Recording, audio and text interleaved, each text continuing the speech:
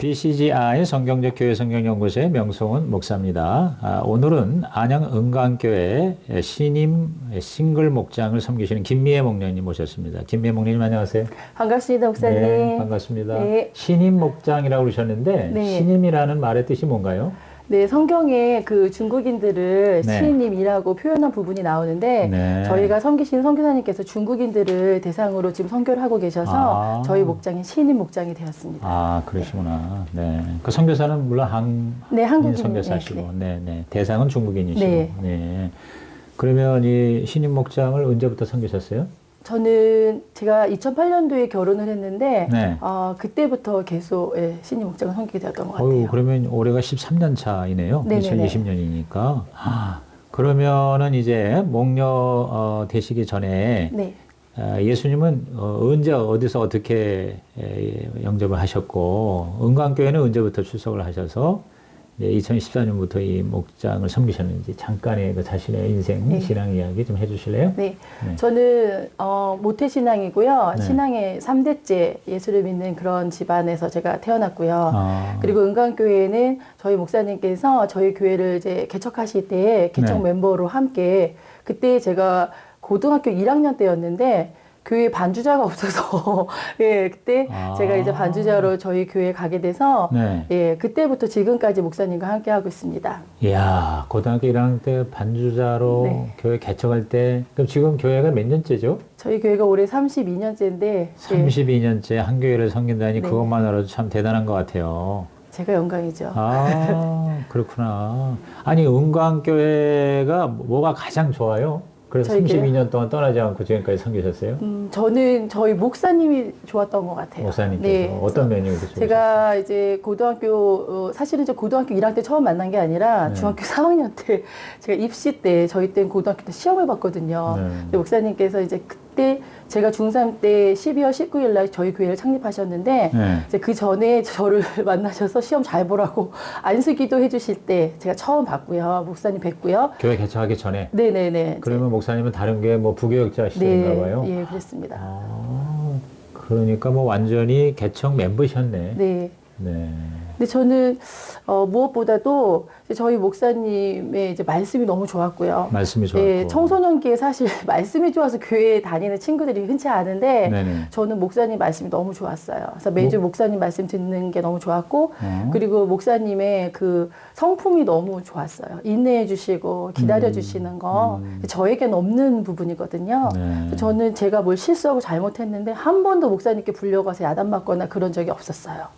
그러셨구나. 예, 늘 지지해 주시고 인정해 주시는 그런 속에서 제가 자랐던 것 같아요. 조은호 목사님의 성품에 관한은 저도 전적으로 동의해요. 네.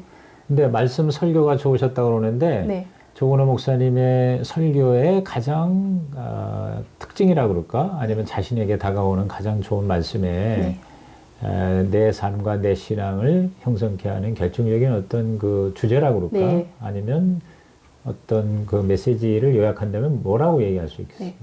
저는 이제 다 다르게 다가오겠지만 네. 저에겐 그랬던 것 같아요. 그 질풍노도의 시기였던 그 청소년기에 네. 목사님 말씀을 들으면서 제가 신앙의 정체성을 확립할 수 있었고 그리고 제가 이제 대학을 졸업하고 이렇게 사회생활을 하면서 참 힘든 시간들이 많이 있었는데 네. 그때 목사님의 말씀을 통해서 제가 많이 소망을 갖게 되었어요. 네. 그래서 그런 것들이 있었고 마지막으로는 우리 목사님 말씀이 이렇게 장황하지 않아요. 첫째, 둘째, 셋째로 딱 요약이 되어서 네. 이렇게 주일에 설교 말씀 듣고 문 밖을 나가면 거의 70% 정도 잊어버린다고 하잖아요. 네.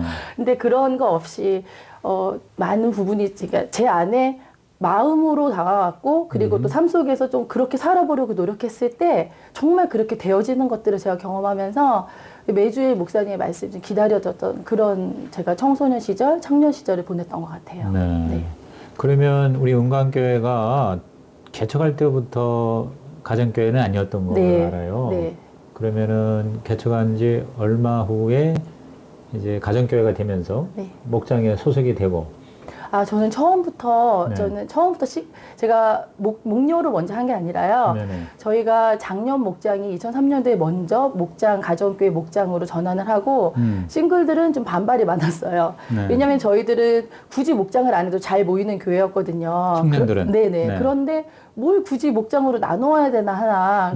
그랬을 때 목사님께서 강제로 하지 않으시고, 네. 그럼 1년 동안 너희들 하고 싶은 거 마음껏 해봐라. 그래도 변화가 없으면 이제 나의 말에 순종해줘라 했는데 별 변화가 없었어요. 네. 저희끼리만 좋고 행복했던. 아. 그래서 저는 이제 2004년도에 첫 싱글 목자가 되었어요. 그때는 4명의 목자가 싱글 목자로 되었는데, 그때부터 제가 한 5년 동안 싱글 목자로 섬기다가 2008년도에 결혼을 하면서 목녀가 되었어요. 그러면은 우리 은광교회가 가정교회로 전환하던 해가 연도를 기억하세요, 혹시? 그러니까 제가 정확히 기억이 안 나는데 2003년도인 것 같아요. 2003년도. 네. 그러면 이제 1년 만에 네. 목자가 된 거예요. 네. 싱글 목장. 네네. 그럼 뭐 워낙 뭐 어렸을 때부터 또 학생 시절부터 또 개척할 때부터 목사님과 같이 있었으니까 네. 호흡을 했으니까 뭐 큰 어려움은 없었을 거라고 보는데, 그러니까 4개의 싱글 목장이 생기면서 그 중에 한 목장의 목자가 됐어요. 네. 그렇게 4년을 네. 싱글 목장의 목자로 섬기시다가 네. 그 다음에 2008년도에 이제 목료로 바뀐 네, 거예요. 네. 그 과정. 네. 그래서 제가 처음에는 이제 목자로 하다가 이제 저희 결혼을 남편도 싱글 목장의 목자였어요. 그래서 저희가 2008년도에 결혼을 하면서 2개의 목장이 이제 합쳐지게 되었어요. 그러면서 저는 자연스럽게 목녀가 되었고, 그러면서 사실은 그때부터 본격적인 싱글 목장 사역이 시작된 것 같아요. 아, 그러니까 싱글 목자끼리 만났네. 네. 네, 조모임 혹은 초모임에서 정이 들었어요. 그건 아니고요. 저희 남편은 찬양 리더였고 저는 반주자였어요. 그래서 자연스럽게 가깝게 지냈었는데 네. 그렇게 정이 들고 네, 그래서 최고의 궁합입니다. 네. 아, 그렇구나. 네. 네. 그러니까 찬양 인도자와 반주자의 만남, 네. 싱글 목자끼리의 만남. 네. 그래서 둘이 결혼을 해서 이제는 일반 목장이 아니지 싱글 목장의 남편이 목자가 되면서 자연스럽게 네. 목녀가 된 됐습니다. 거예요. 네. 아, 그러셨구나. 그러면 그 전에 4년간의 싱글 목장의 목자에다가 또 13년간의 또 싱글 목장의 목녀에다가 네. 목자 목녀로만 지금 17년. 네. 17년에 네. 야, 진짜 17년 동안 지금도 젊으신데 네. 그 젊은 나이에 네. 목자 목녀 하면서 지금까지 이렇게 헌신하고 충성하셨는데 네. 우선 이제 현재의 목장 신임 목장 네. 잠깐 좀 소개하시죠. 지금 13년 동안 섬기셨는데 뭐 분가도 하셨을 거고 네. 그 동안에 네. 간단히 한번 그 네. 과정을 얘기해 보시죠. 저희 목장 스토리를 좀 이야기할까요? 네, 목장 스토리. 저희가 이제 2008년에 결혼을 하면서 네. 두 목장이 합쳐지게 되었어요. 그러면서 순식간에 인원이 거의 한 출석 인원 20명이 되어버렸어요. 아, 그러니까 그 각 신랑 신부가 하던 그 목장을 목자로 합쳐서. 하던 목장이 합쳐졌어요. 네네네. 결혼해서 목장도 결혼했어. 네네. 어. 그런데 처음부터 목장을 합힌 건 아니었어요. 네. 저희가 어떻게 했냐면은 이제 같이 식사를 하고 그 다음에 나누면 각자 방에 나누어서 이제 남편은 남편의 목장, 저는 저의 목장을 했는데 네. 그렇게 하니까 이게 저희 사역에 이게 그 공감대가 형성이 안 되는 거예요. 각자의 목장에서만 나눌 수 있는 그렇지. 그런 맞아요. 나눔들을 또 비밀도 유지해야 되고 네, 네. 그러면서 목장의 어떤 영적인 에너지가 분산되는 느낌? 그리고 또 목원들이 너무 많아지다 보니까 저희 목원들이 내가 안 나와도 목원이 많은데 하면서 맞아. 그런 현상이 로테이션으로 돌아가면서 나오기 시작하더라고요. 네. 그러면서 급기야는 안 나오는 그런 현상들이 일어나서 저희들이 이제 나중에는 목장을 좀 합치게 되었어요. 네. 그런데 그 합치는 과정이 쉽지 않은 거예요. 그동안 각자의 목장에서 가지고 있던 그런 나눔들을 공개하고 오픈하는 게 이제 싫은 거예요. 특이한 거는 남편의 목장은 형제들이 많았고 네. 저희 목장엔 자매들이 많았어요. 그래서 그 남성과 여성의 가치관, 생활 방식, 문화들이 매번 목장 모임 때마다 부딪히는 거예요. 네. 그런데 그렇게 하면서 저희들이 그런 부딪히는 과정들을 통해서 서로의 다름을 인정하게 됐고 이해하게 됐고 그러면서 이제는 하나가 되어지는 그런 과정들이 있었어요. 네. 네. 네. 그래서 합쳐서 이제 목장이 잘 되고 분가를 그러면 지난 10여 년 동안에 네. 몇 차례? 저희가 4번을 분가를 했고요. 아, 네 지금 번이나 이제 또 분가하셨어요. 분가를 앞두고 있습니다. 네. 그 분가할 때 물론 이제 그 목장의 목원 식구들 중에서 이제 예비 목자 세우고 목자 네네. 목료를 내보내고. 네. 야, 정말 좋은 많은 풍성한 열매를 거두셨네요. 그렇게 목장을 잘 섬기게 된 어떤 목양의 원칙이라고 그럴까? 네. 어떻게 목장을 섬기셨어요? 네, 처음부터 잘한 건 아니고요. 네. 저희가 처음에 저희 목양의 원칙을 먼저 말씀드리면은 네. 저희는 이제 마태복음 6장 33절 말씀 네. 가정교회 하시는 목자 목녀님들은 대부분 다 이 말씀 붙잡고 하실 텐데 그렇죠. 저도 처음에는 먼저 너희는 먼저 그의 나라 일을 구하라. 그리하면 이 모든 것을 너희에게 더하시리라. 그런데 제가 이 말씀을 분리해서 생각했었어요. 먼저 그의 나라와 의를 구하면 네. 그 다음에 결과적으로 하나님께서 모든 것을 더해 주신다. 그래서 결과에는 우리가 집착하지 말자. 먼저 그의 나라와 의를 구할 때 하나님께서 옵션으로 주시는 것이 모든 것을 더해 주 이렇게 제가 생각을 했었어요. 그런데 어느 날 제가 새벽에 기도를 하는 하나님께서 제게 주시는 깨달음은 그런 거였어요. 그것이 결과가 아니라 지금 현재에도 내가 너희에게 함께하는 거다. 어떤 거냐면 먼저 그의 나라와 의를 구하는 자들에게는 그 먼저 그의 나라와 의를 구할 수 있도록 모든 것을 더해 주는 게 나의 계획이고 나의 능력이야 하는 그런 게 그냥 저에게 말씀하신 건 아니지만 제가 네, 깨달아졌어요. 네. 그래서 근데 돌아보니 저희 사역이 정말 그랬던 것 같아요. 네. 그래서 저희들이 싱글 목장을 섬기는데 정말 엄청 많이 먹거든요. 그래서 정말 그렇죠. 맞아요. 그 섬기는데 그 엔겔 지수가 저희 집에서 가장 높은 게 이 목장이에요. 그런데 저희가 이제 신혼 초에는 아까 네. 이제 그 히스토리를 뭐 말씀드리지 네, 못했는데 네. 아주 작은 14평 아파트에서 시작을 했어요. 아. 근데 그 14평 아파트에 20명의 그 목원들이 오면 밥을 한꺼번에 먹을 수가 없어서 조를 나누어서 식사를 했어요. 1조가 식사를 하고 나면 2조가 들어가서 식사를 하고 뭐 그렇게 섬기고 식당에서 그 회전하듯이. 네, 그렇게요. 네, 그래서 저는 이제 계속 밥을 계속 해대고 해대고. 음식을 똑같이 계속하고 어허. 그렇게 하고 나눔을 하고 네. 근데 너무 즐거웠어요. 왜냐면은 저희가 그렇게 최선을 다해서 섬겨주면 목원들이 변할 줄 알았거든요. 그리고 잘할 줄 알았고 네. 가정교회 보급에 있는 시스템이라고 했으니까. 근데 네, 네. 저희가 그러면서 사역의 위기가 이제 첫 번째 위기가 찾아왔는데 목원들이 변하지 않는 거예요. 먹기만 하고. 네, 손 하나 까딱하지 않고 뭐 심지어 세팅하고 뭐 먹은 그릇이라도 싱크대에 좀 갖다 주면 좋을 텐데 네. 그러지 않는 그런 목원들을 보면서 지금 마음에 조금 이제 불편함들이 쌓이기 시작했는데 그렇겠죠.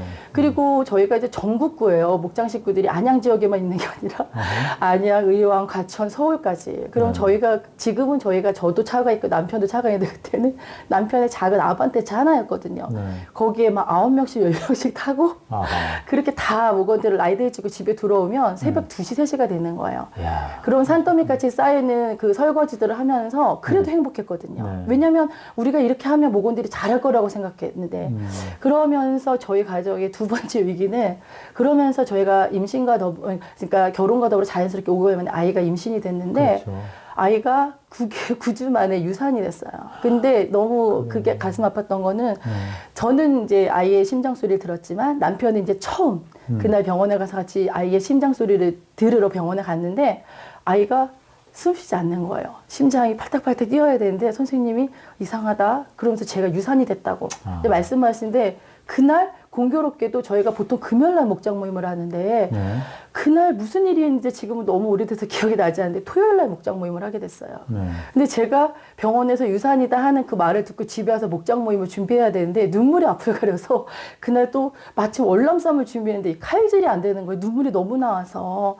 그래도 어찌됐건 간에 목장 모임을 준비해야 되니까 그래서 목장 모임을 정말 이렇게 무슨 정신으로 준비했는지도 모르겠어요. 유산이 되던 날도 목장을 네네네. 쉬지 않고 그날, 음식을 바로 준비해서 그날. 몇 개월 만에 유산이 된 거예요? 9주 만에 유산이 9주 만에 됐어요. 유산. 예, 예. 그래서 2달 만에. 네네네. 2달 좀 지났네. 근데 목원들이 왔는데 이제 제가 눈물이 너무 나더라고요. 네. 목장 모임을 하는데. 근데 제가 워낙 목장 모임 할 때 기도할 때 잘 울고 하니까 네. 우리 목원들이 잘 몰랐어요. 그리고 말하고 싶지 않았어요. 그때는 네. 내 생명을 잃었다는 그 충격에 아무 나눔도 하고 싶지 않고 그저 오늘 목장 모임 빨리 끝났으면 좋겠다. 그렇게 어떻게 맞췄는지도 모를 그 목장 모임을 맞추고 나서 제 네. 방에 들어가서 펑펑 울기 시작했죠. 저랑 남편이. 근데 제가 정말 영혼이 가출했다는 걸 그때 알았습니다. 초음파 사진을 붙잡고 그 점에 불과한 그 아이의 그 그 붙잡고 제가 너무 울어가지고 눈이 개구리처럼 부은 거예요. 그러면서 제가 하나님 원망했죠. 하나님 정말 하나님께서 원하시는 거, 기뻐하시는 거, 하나님 소원이라고 해서 최선 다했는데 네. 그 결과가 이건가요? 라고 하면서 정말 지금 생각하면 너무 부끄럽지만 그때는 원망이 먼저 나오더라고요. 원망할 할 거예요. 그럼요. 네, 오늘 같은 그러구나. 날도 목장 모임을 하게 하시는 하나님 너무 잔인하신 거 아니냐고 막 그러면서 제가 막 원망하고 울고 남편은 굉장히 온유한 사람이에요. 네. 제가 원망한 한마디도 거들지 않고 옆에서 저를 다독여 줬는데 그때 하나님께서 제게 이렇게 물론 깨달음 주신 게 그거였어요. 그 너 얼굴도 한번 못 본 그 점에 불과한 그 생명 잃었다고 너 이렇게 울고불고 하는데 돌아봐라. 그동안 너희 목장을 통해서 수많이 거쳐간 영적인 유산된 자녀들에 대해서 네가 이렇게 가슴 아파하고 힘들어했던 적이 있니? 근데 제가 그런 느낌이 그 깨달음을 저에게 주시는데 너무 부끄러운 거예요. 우리 아이를 잃은 그 슬픔과 그다음에 그 제가 목녀인데 그 여지껏 그 잃어버린 영혼에 대해서 한 번도 이렇게 가슴 아파한 적이 없었거든요. 그래서 그때 제가 남편과 함께 회개했죠. 그러면서 이제 그 영혼을 바라보는 시각이 달라졌어요. 네. 목원들을 바라보니까 전에는 좀 이렇게 그렇게 손 하나 까딱 안 하는 목원들, 그런 목원들 좀 얄미운 마음 좀 들었어요. 너 네. 의의도 없고 인정도 없는 너희들을 위해서 내가 이렇게 해야 되냐? 그랬는데 그 목원들을 보면서 유산이 있은 이후에 보니까 아이들이 너희가 그냥 생겨난 생명이 아니구나라는 거를 제가 깨닫게 됐어요. 그래서 목원들에 대해서 인정해주고 너그러운 마음들이 더 제 안에 생겼고 그러면서 이제 목원들과 함께 그런 이야기들을 나눴죠. 네. 우리가 이제 영적인 유산은 우리가 막아야 되지 않겠니? 우리 포기하지. 우리 너무 안 나오면 걔 무슨 상황이 있어서 안 나와요 라고 우리가 이렇게 말하는데 우리 그러지 말고 끝까지 포기하지 말고 한 영혼이라도 우리 하나님께 우리가 정말 그들을 영혼과 제자 삼는 최선을 다하자. 근데 이게 목원들에게는 굉장히 감동이었던 거예요. 그러겠네요. 예. 그런데 제가 두 번째 유산을 했는데 제가 참 그 하나님께서는 저에게 유산이라는 것을 통해서 많은 메시지들을 주셨던 것 같아요. 아이들이 그런 고백을 하더라고요. 목녀님께서 첫 번째 유산을 했을 때 너무 좋았다는 거예요. 그때 사실 그것 때문에 제가 많이 힘들었었거든요. 그래서 근데 그 목원들의 고백이 그거였어요.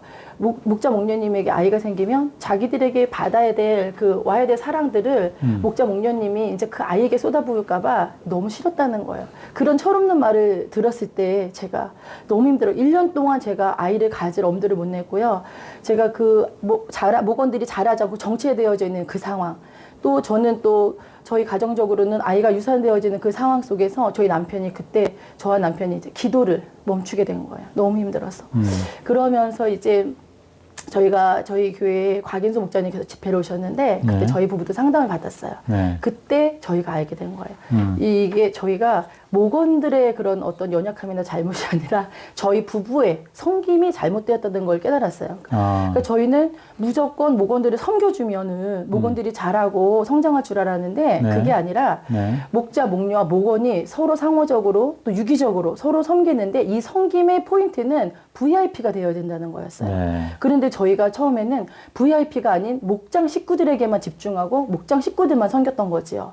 그리고 다시 기도를 회복해야 될 것들에 대해서 말씀을 주셨는데 네. 저희가 그래서 이제 다시 기도를 회복하고 그러면서 이제 목장이 다시 한번 힘을 얻고 이제 탄력을 받으면서 다시 한번 이제 이렇게 하나님 기뻐하시는 일들을 하게 되었어요. 네. 그러면서 우리 목원들이 이제 제가 두 번째 아이가 유산되어서 이제 병원에 가는 날 목원들이 다들 이제 이상하게 동일하게 학교 가던 친구들은 학교에 가고 싶지 않았고 또 운동하러 가는 친구들 모든 거 하여튼 다 멈추고 집에 들어가서 저를 위해서 기도를 했다는 거예요. 그 말을 듣는데 너무 감동이더라고요. 그러면서 저에게 목녀님이 유산돼서 좋았다고 말했던 그 목원이 요만한 보온병을 하나 가져갔더래요. 목장 모임 때. 그러면서 편지를 쓰고 갔어요. 목녀님 제가 그때 이렇게 철없이 말했던 거 너무 죄송하다고. 네. 제가 아르바이트를 해서 돈이 많지 않지만 돈이 많지 않은데 이렇게 작은 돈으로 제가 돌미역과 자연산 전복을 하나 사서 제가 손수 끓인 미역국이라고 목자님도 드리지 말고 목녀님 혼자 드시라고. 그래서 제가 그날 아이들을 다 해주고 집에 와서 울면서 그 미역국을 먹었어요. 네. 그러면서 두 달 있다 저희 아이가 네. 임신이 됐는데 네.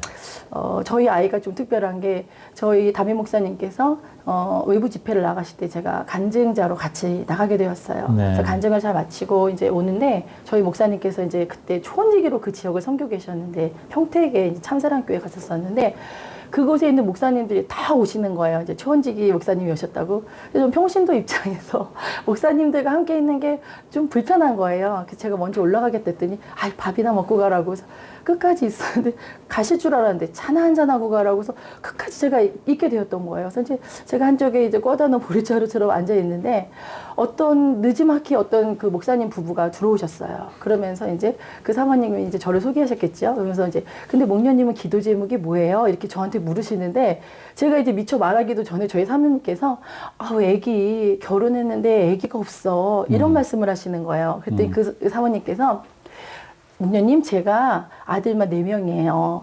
하나님께서 남녀가 결혼을 하면 자연스럽게 생명을 주시지만 하나님께서 상급으로 주시는 아이는 특별해요. 그 말씀을 하시는데 그 말씀이 제 마음속에 깊이 와 닿는 거예요.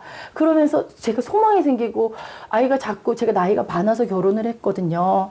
그러니까 저는 아 육의 자녀는 나에겐 없는 건가 하는 그런 절망스러움들도 있었고 제가 남편에게 입양은 어때 하는 그런 것까지도 저희가 나눈 적이 있었었는데 그 말을 듣는데 제 마음속에 아, 하나님께서 상급으로 주시는 생명은 특별하다고 그랬지. 그러면서 그 말을 제가 가슴에 붙잡았어요. 그러고 나서 2달 후에 저희 딸이 생겼어요. 그러면서 온 교회가 정말 기뻐해주고 네. 함께 기도해주면서 그래서 저희 딸의 태명이 상급이에요. 상급. 네, 하나님께서 저희 부부의 그런 저희 부부를 연약함을 보시고 긍휼히 여기시고 불쌍히 여기셔서 저희 부부에게 선물 같은 상급으로 주셨다 해서 저희 딸의 태명이 상급인데 네.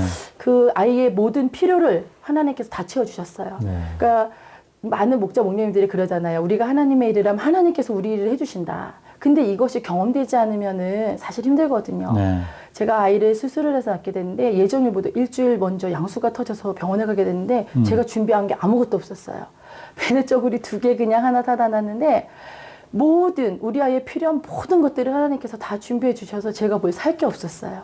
그런 것들을 바라보면서 우리 목원들은 어떤 시각을 가지게 됐냐면은 아 하나님의 나라와 일을 구하면 하나님께서 우리의 모든 것을 책임져 주시는구나. 그런 것들을 목원들이 이제 경험하게 되고 깨닫게 되는 것 같아요. 네. 네. 그랬던 것 같아요. 제가. 네. 네. 네. 그 딸이 지금 몇 살이에요? 지금 올해 초등학교 3학년 됩니다. 아이고, 네. 이뻐라. 그러면 지금 딸 하나예요? 아니면? 네, 하나예요. 진짜 상급으로 주신 아이. 네. 지금 초등학교 3학년. 3학년. 아유, 얼마나 이쁠까. 아유, 뭐, 그냥 청산유수로 이렇게 네. 말씀하시는 중에 네. 이미 목장의 모든 목양의 원칙도 그렇고 또 가장 힘들었던 때 또 네. 가장 또 감사하고 보람 있던 때를 네. 다 말씀해 주셨어요. 네. 근데 이제 제가 굉장히 은혜 받고 도전 받은 게 그 마태복음 6장 33절을 진짜 자신에게 네. 그렇게 재해석해서 적용하셨다는 거. 네. 저도 진짜 새롭게 은혜를 받았어요. 네. 그러니까 우리는 보통 하나님의 나라를 먼저 구하면 그 조건을 채우면 나중에 결과로서 하나님이 모든 걸 더해주신다고만 생각하기가 네. 쉬운데 네. 그게 아니라 하나님의 나라를 먼저 구하기 시작하면 네. 하나님의 나라를 구할 수 있는 모든 것을 하나님이 채워주신다. 결과가 아니라 과정에서 네. 하나님께서 함께 하시고 다 채우신다. 네, 저는 그렇게 깨달았습니다. 정말 멋진 그런 말씀의 해석이고요. 또 적용이네요. 그렇게 해서 지금까지 이렇게 사역을 하셨고 유산을 2번씩이나 했으면서도 그 셋째로 이제 임신을 해가지고 애를 잉태해서 또 낳아서 그 어린 아기를 키우면서도 계속 목료의 일은 계속했죠. 쉬지 않고 네, 하셨어요. 네, 뭐 안식월이나 안식년도 안 하시고? 네, 없습니다. 저희는 그런 거. 네. 아, 교회에서 아예 없어요? 저희 목사님도 없으세요. 너무 안타까운 부분이에요. 목자 목사님께서. 목료 중에 너무 힘들어서 좀 쉬겠다고 그러면은 어떻게 해요? 그런 분들도 계세요. 그럴 때는 교회에서 1, 2년 정도 안식년을 주시기도 합니다. 네. 그러면 지금 우리 김미애 목녀께서는 네. 너무 힘들어서 애 키울 동안은 좀 쉬었으면 좋겠다 이럴 때가 있었을 텐데. 없었습니다. 아, 그래요? 네. 아, 정말 뭐 인간적으로 그렇게 대단하다고 그러는데 진짜 네. 하나님께서 네. 그렇게 마음 주시고 힘 주시고 네. 또 능력을 주신 것 같으네요. 네. 이야, 정말 그 이제 목자 목녀들이 이제 우리 교회도 이 가정교회로 전환하면서 제일 힘들어하는 게 이제 목원들이 네. 그렇게 열심히 해주면 좀 그래도 상식선에서라도 네. 좀 이렇게 도와주고 네. 협조해주고 또 집도 돌아가면서 좀 오픈하고 네. 이러면 좋은데 그게 없는 거예요. 그러니까 마음에 많이 상처를 받아요. 네. 근데 사실은 싱글 목장이면은 뭐 이거는 거의 매주마다 네. 목자 집에서 먹는 네네네. 거 아니에요. 목원들이 뭐 자기 싱글 중에서 자기 집을 오픈해서 뭐 식사 준비하고 그러는 게 거의 없을 없습니다. 거라고. 네. 그러니까 그 싱글 목장만 지금 목장 목료로 해가지고 17년을 네. 한결같이 내 집에서 섬기신 거야. 네. 아까 앵겔제스도 얘기를 하셨는데. 네. 근데 유산을 2번이나 했는데도 불구하고 그렇게 협조가 안 되는데 결국은 자신의 고난을 통해서 하나님이 네. 더 깨닫게 하시고 더 인내하게 하시고 네. 더 나를 변화시켜 주셔서 그 결과 우리 목원들이 달라졌다. 네. 아까 제가 이 얘기를 들으면서 요새 이제 흔히 말하는 게 관리 목회 하지 말고 네. VIP 목회를 해라. 요새 이제 저희들도 그런 얘기를 많이 네. 하기 시작했어요. 네. 아주 전형적인 그런 케이스인데, 네. 그러니까 그게 이제 목장을 섬기면서 이제 특히 지금 현재 이 신임 목장을 하면서 몇 년이 지나니까 그렇게 변화가 일어났었어요. 쉽지 자기가. 않은데요. 네.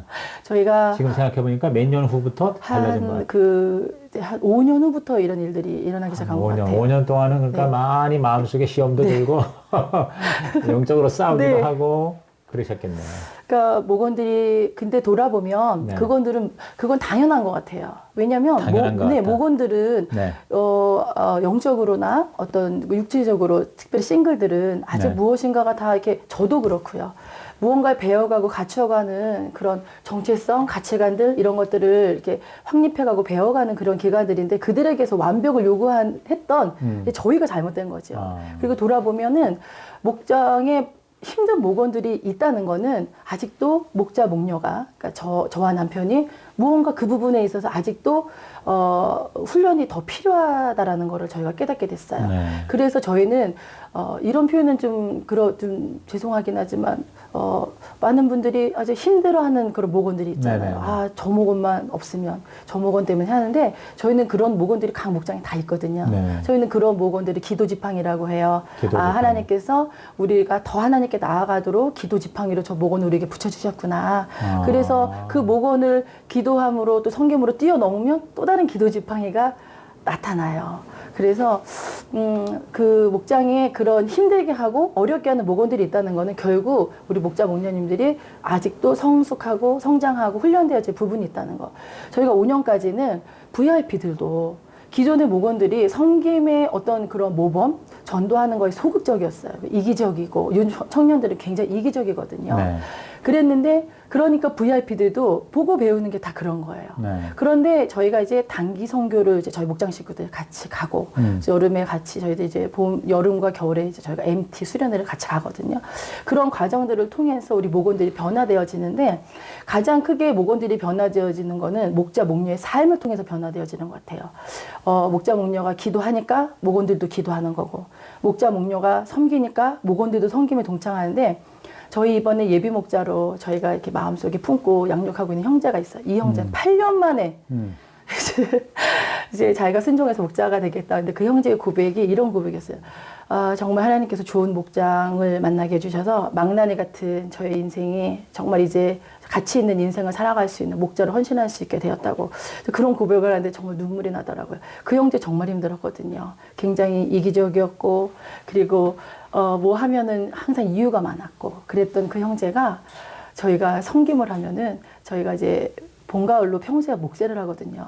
근데 한 2년 전부터 제 안에 무슨 마음이 있었냐면 목자 목녀가 다 섬기고 보이는 것도 참 좋지만 이제는 우리 목장 식구들도 한번 섬김에 그렇죠. 동참을 시켜야겠다 그런 그러네. 마음이 들어서 제가 한번 카톡에 올려봤어요. 이번에 이러이러한 섬김이 있는데 예산은 얼마 정도다. 우리 혹시 섬김에 동참하고 싶은 사람 있으면 한번 나한테 개인 카톡을 해라 했는데 제가 카톡을 올리자마자 정말 그 인원이 금방 차버린 거예요. 네. 그런데 너무 놀라운 사실은 이제 제가 그래서 이제 섬김이 마감되었습니다 하고 카톡을 저희 단톡방에 올렸더니 개인적으로 막 카톡이 오는 거예요. 어떻게 저도 한번 이렇게 섬길 수 있는 기회를 주시면 안 되겠냐고. 네. 이게 문화가 되어버렸어요. 그리고 우리 목장 식구들의 생활이 되어버렸고. 네. 그러면서 제가 물었죠. 어떻게 그렇게 섬김이 힘들어하고 부담스러운데 어떻게 이렇게 섬김에 1등으로 자원했니? 했더니 목자 목녀님이 섬기는 걸 보니까 하나님께서 복을 주시는 걸 자기가 눈으로 보았대요. 그래서 자기도 섬김에 동참하고 섬기고 싶다고 그러면서 저는 절대 기복신앙은 아니라고 이제 그런 말을 하는데 물론 기복신앙은 아니겠죠. 근데 우리 목장 식구들이 참 그런 면에서 저희 목장 식구들은 11조를 안 하는 목장 식구들이 없어요. 다행. 네, 왜냐면 저희가 처음에 목장을 했을 때는요, 저희는 선교사님들을 이렇게 섬기기 위해서 목장 헌금을 걷는데 양손에 가득 이렇게 쇼핑을 해오면서도 목장에서는 1,000원도 헌금을 못해요. 1,000원 헌금. 그러던 목원들이었는데 지금은 저희가 무엇을 한다. 교회에 무엇이 필요하다. 우리 이번에 사역하는데 우리 뭐가 필요하다면은 앞다투어서 그러니까 자기가 먼저 하겠다고. 그러니까 제가 뭐 이렇게 강요하지 않거든요. 왜냐하면 섬김을 강요하면 부작용이 있을 수 있고 또 반발심도 있는데. 그래서 저희 목장이 섬김 예약자가 있어요. 근데 아이들이 정말 너무 그걸 기쁘게 하고 그리고 그걸 간증을 하는 거예요. 정말 제가 너무 없었는데 물질이 없었는데 제가 이렇게 11조를 드렸더니 하나님께서 정말 생각하지도 않은 곳에서 저희에게 이렇게 물질을 주셨어요. 그런 고백들이 일상이 되어버리니까 아 VIP들도 아 12조는 당연히 하나님께 드리는 거구나. 그러면서 이게 목장이 그렇게 흘러가는 것 같아요. 네, 지금 현재 목장의 목장 식구들이 다 옛날 뭐 13년 전, 10년 전, 7, 8년 전 식구들이 아닐 거 아니에요. 그렇죠. 그 이후에 들어온 네네네. 사람들이에요. 그런데 지금은 옛날과 달리 이게 자기들만 섬겨달라고 그러지 않고 네. 자기들도 섬기는 네. 그런 문화가 형성이 됐다. 네네네. 그래서 들어온 지 얼마 안 되는 식구들도 그 문화 속에 네. 금방 네. 그렇게 남을 섬기는 삶으로 바뀌게 되고 있다는 네. 얘기군요. 아유, 뭐 정말 아주 속이 다 후련하는 그런 간증이었었어요. 마지막으로 우리 싱글 목장만 이렇게 오래 하셨으니까 싱글 목장을 섬기는 데서 가장 중요한 요소는 뭐라고 생각해요? 아, 저는 많은 분들이 이제 말씀하시기를 인정해주고 들어주고 그거는 정말 당연한 건데요. 네. 제가 보니까 싱글들은 어떤 분명한 동기와 목표만 던져주면은 아하. 정말 그들의 모든 것을 쏟아붓거든요. 네. 그래서 정말 우리가 저희 목장의 목표가 우리가 바르게 예수를 믿자, 바르게 예수를 기도하자, 믿자. 바르게 섬기자였어요. 바르게. 여기서 그런 바른 게 뭔가 그 질문할 수 있잖아요. 저희도 그렇고 결국은 성경에 그 답이 있더라고요. 예수님처럼 안 되지만은 그렇게 살려고 몸부림치는 거. 근데 목자 목녀가 먼저 그것에 대해서 본을 보여주는 거. 그리고 많은 분들이 이렇게 두려워해요. 목원들과 부딪히는 거를. 특별히 저희 남편이 그랬어요. 저희 남편은 굉장히 당근을 주는 스타일이고 저는 채찍을 휘두르는 스타일이에요. 그런데 보면은 그 목원들이 이렇게 제가 이제 무슨 말을 했을 때 이제 막 저희 남편은 정말 이렇게 하면은 막 두려워해요. 목원이 목장을 안 나오거나 교회를 뛰쳐나갈까봐. 그런데 그 신앙의 야성을 길러주는 게 싱글 특별히 이제 기업 목장도 그렇지만 싱글 목장은 특별히 그런 것 같아요. 신앙의 야성을 길러주지 않으면 신앙의 야성. 온실 속의 화초와 같이 왜냐면 저희가 세상과 분리되어 살 수 없잖아요. 세상 속에 그리스도인으로서 우리가 선한 영향력을 끼쳐야 되는데 최영기 목사님 말씀하셨잖아요. 수도원 영성은 영성이 아니다. 시장 영성이 영성이다. 대련을 붙어봐야 한다. 저희 목장에서 늘 그거 강조하거든요. 저희 목장 식구들이 주일에 예배를 안 드리고 농구장을 간 거예요. 심지어 교사인데. 그래서 너무 화가 났죠. 그래서 몰랐어요. 근데 막 신고가 들어오기 시작했어요. 누구누구가 주일에 예배를 안 드리고 농구장을 갔다. 그래서 예배가 끝나고 전화를 했어요. 당장 오라고. 그래서 이제 만났는데 그 형제들이 이제 들어오는데 이제 준육이 잔뜩 들어왔죠. 그래서 제가 거두절미하고 앉혀놓고 그랬어요. 다시 주일에 농구 시합을 가면 도끼 손목을 잘라버리겠다고. 제가 그랬는데 이게 다른 사람에게 충분한 신뢰와 유대감이 형성되지 않으면 하지 못할 소리인데 그렇죠. 이제 그들은 저를 신뢰하고 저도 그들을 믿는 거죠. 이런 거로 상처받지 않. 그랬더니 저희 목원들은 한술 더 뜨더라고요. 아 목련이 다음에 제가 가면은 제 발목까지 도끼로 잘라주세요. 그래서 그래 내가 분명히 기억한다. 그러면서 이제 그렇게 하면서 그러니까 아이들이 그런 어떤 삶의 우선순위를 계속해서 지속적으로 말해주고 또 우리가 그렇게 살고 있다는 것을 보여주지 보여주고. 않으면 네. 싱글들은 저도 그렇고 흔들리고 왜냐면은 회식 문화에 가면 당장 술자리 네. 그렇잖아요. 학교에 가면 공부 이런 것들에 대해서 우리의 삶의 우선순위가 뒤로 밀릴 수밖에 없어요. 그러면 먼저 하나님의 나라와 이는 구할 수가 없는 거예요. 네. 그래서 저희는 그렇게 하고 있어요. 네. 신앙의 야성을 길러주고 네. 그리고 우리가 바르게 하나님 기뻐하시는 그런 삶을 살아가자. 진정한 가치, 올바른 가치를 네. 확실하게 심어만 주면 네. 그래서 어떤 목적 의식이 분명하고 동기를 부여케 하면 오히려 청년들이 네. 말 그대로 청년의 야성이 엄청나게 폭발할 수 있을 것이다. 네. 네. 뭐 그냥 계속하면 1시간도 더 말씀을 하실 것 같아요. 하여튼 지난 17년간 또 목련으로서 13년간 이렇게 변함없이 최선을 다해서 한 교회 또 목장을 섬겨주신 우리 김미애 목련님 너무 감사하고 하나님께서 지금도 상을 주고 계시지만 더 큰 상을 주실 것 같습니다. 오늘 장시간 감사합니다. 네, 감사합니다. 네, 고맙습니다.